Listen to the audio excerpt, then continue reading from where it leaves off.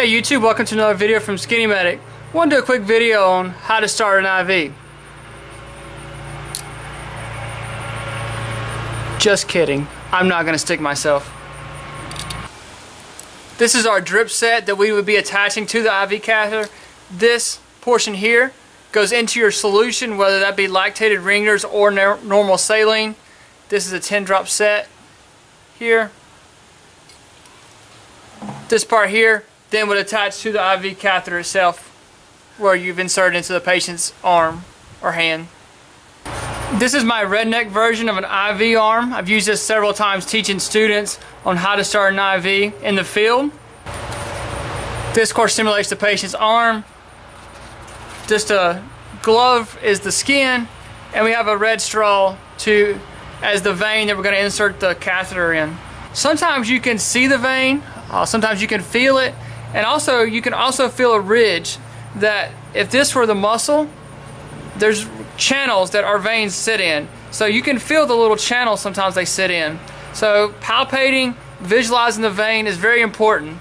So one of the first important things, of course, we'd have our gloves on, you'd have your BSI protection on, and then locating your IV site. Like we said, you can visualize where the veins run. You know anatomically about where a vein should be. You can palpate it, visualize it, and figure out where you want to stick your patient. Our skin acts as a natural barrier to protect us from infection from the outside world. So you're fixing to insert and break that protection. So before you go to inserting a catheter, you need to prep your site. And we have betadine, we have alcohol for that. Another good idea is to go ahead and have your tape torn and ready to go prior to starting your IV, because once you insert your catheter, you can free flow.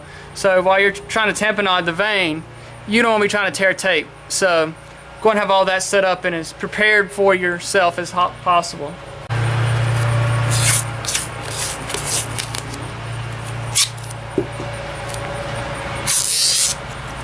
Just above the site where you're going to stick closest to the body, you can use an IV tourniquet, you can use a blood pressure cuff, something just to help let the vein stand out a little better, create a little back pressure.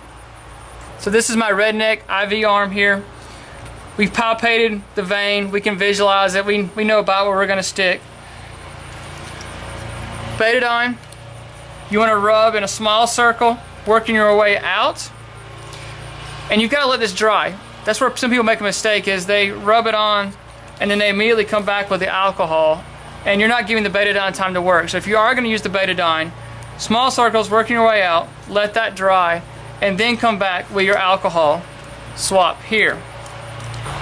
Now once you've cleaned your site, you can't go back and feel again, okay? That's just going to contaminate it and make it worse. So once you clean it, it's there. Take your IV catheter. This is an 18 gauge. We know it's an 18 gauge because it's green. So here's our catheter. Just have a safety. So as you push this forward, the needle is actually retracting and going back into the safety case so you don't stick yourself. But I don't know if the camera will show it. There's a bevel there. There it is. You can see it. The bevel. So we're going to put the flat part here towards the skin and bevel up when we stick this IV. Pull the skin tight. That's going to help hold the vein in place, so as you try to stick, the vein doesn't want to move around on you. So as you insert the catheter, you're going to feel two different pops. One pop is you going through the skin. The second pop is you going through the vein. When you feel the second pop through the vein, you will then see blood fill into your chamber here. Insert your catheter, and as you insert the catheter forward, pull back to retract the needle in one fluid motion. Tamponade your vein here.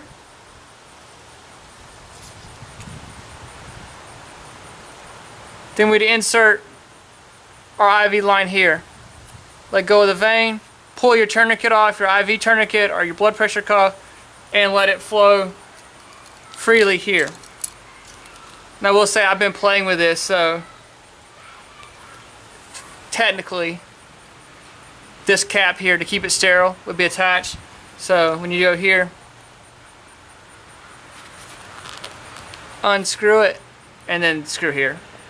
I've been playing with my arm a little bit for this video, so.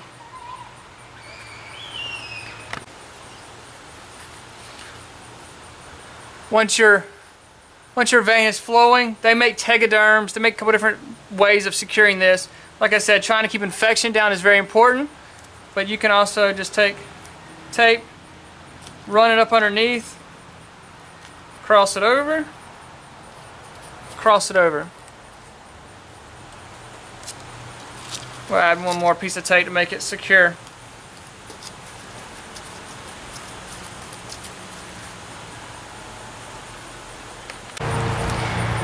Now, starting IVs is something that does take practice. It's not something you're going to pick up and be able to start, very easily. You may, but it does take practice and take skill. And it's one of those things, if you don't do it often, you will lose it. I hope this video helps. You never know, and you'll be the first responder.